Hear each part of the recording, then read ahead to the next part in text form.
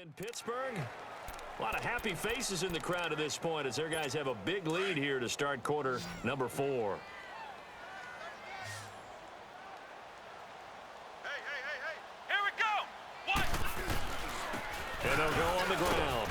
And a pickup of about 4 down inside the 10 to the 8-yard line. They're in a pretty good spot right now with a convincing lead. I think this is where they put on the boxing gloves, start to try and pound them into submission. And the offensive line, they've controlled this game. I don't see why that trend would change now.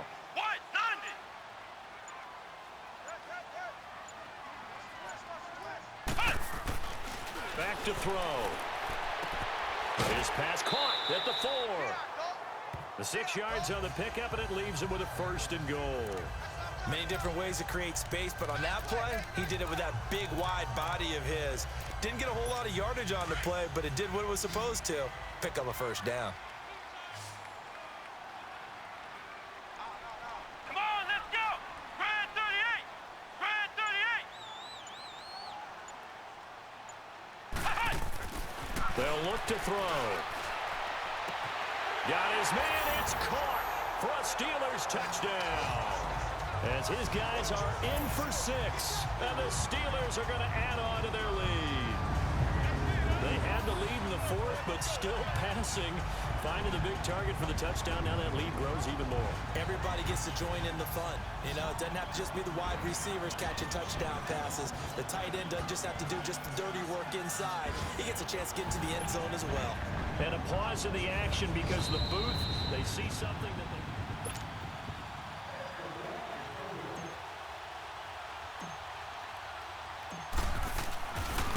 They had to go to the monitor, get an extra look. That's what the technology is for, and this touchdown will count. The extra point up and good, and that makes the score 28-0. The kickoff team on the field now as they will send this one away. And this will be a touchback as that sails over the end line.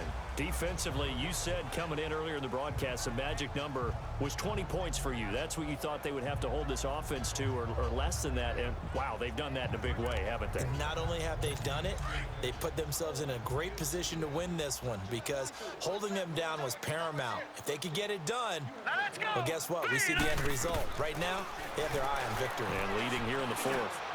His throw incomplete.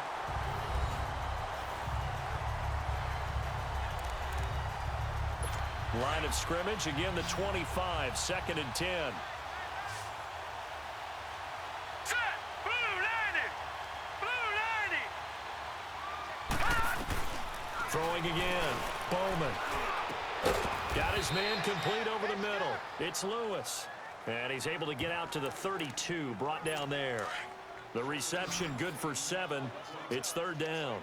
Hard to believe his first catch of the game defensively. They bottled him up. That's why they're well on their way to victory. Put your best cover guy on him and then change the coverages behind him throughout the game. Brackets, double, zone, man, you name it. Make sure he gets a lot of angles. This has to go down as one of the simpler routes in the playbook, but oh so effective. Nice completion there. Keeps the sticks moving. Blue 90! Throwing on 1st down. Bowman. He's going to flip one out here to his running back. So he got free of 1 tackle but couldn't do a whole lot else. They'll give him a yard on the play, and it'll be a 2nd down.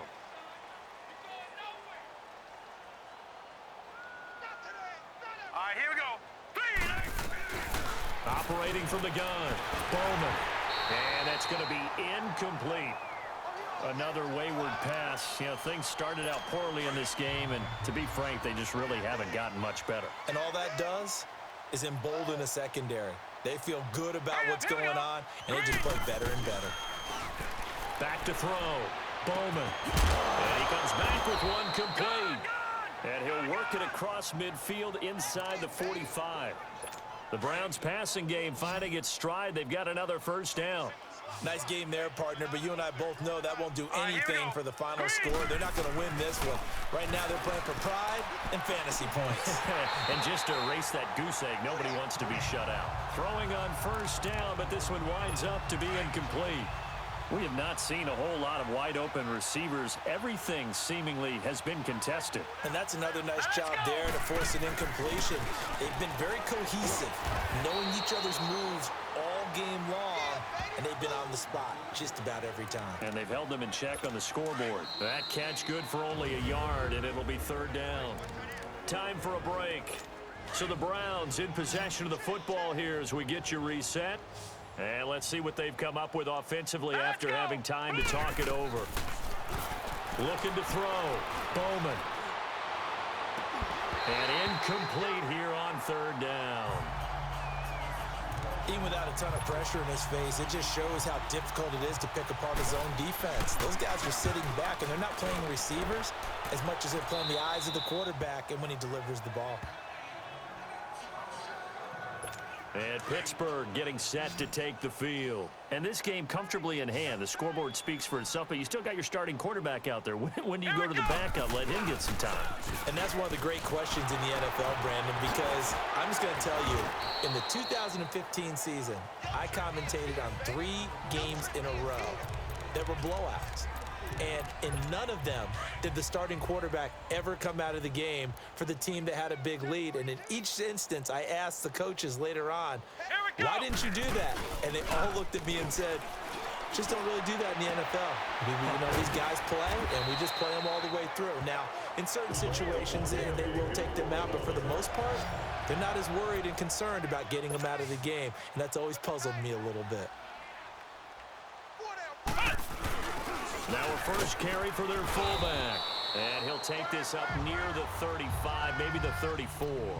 It's a 6-yard pickup, but it gets him to 2nd and 4. This is where, fourth quarter, you got the lead, you give it to the big guy. Defensively kind of sucks the will out of him, doesn't it? Because they don't want to tackle him right now this late in the game. Well, you say that with accusatory tones. I mean, but you're exactly right. I know it's not something we actually want to talk about, but as a defender, 4 quarters worth of trying to bring people down, 4 quarters worth of pounding, and now late in the game, here comes that big guy coming at you, and a lot of guys are wondering whether they want to come up and make that tackle at this stage of the game. Going down the middle, and it's complete. And he'll go down, but not before getting this inside the 30. A very solid gain of 27. That one looks like he'll throw here. Toward the sideline, and look at that catch. Dragging the toes, and that's going to be a first down. Well done. Another nice gain, 16 yards there, and a first down again.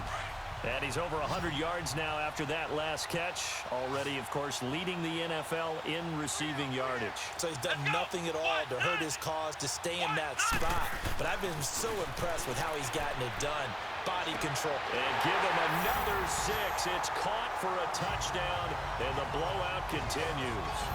And for them, this train, it just keeps rolling, doesn't it? Well on their way to yet another victory.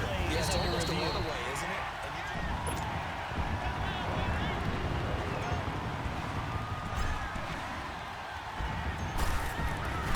It took them an extra look, but they found out it is a touchdown indeed. The official says this one counts. The point after is good, and the lead will swell by 1 more. So that drives 7 plays in length, and it ends with a Pittsburgh touchdown. Set now to kick this one away, and off it goes. And this will not be returnable. It's out of the back of the end zone for a touchback.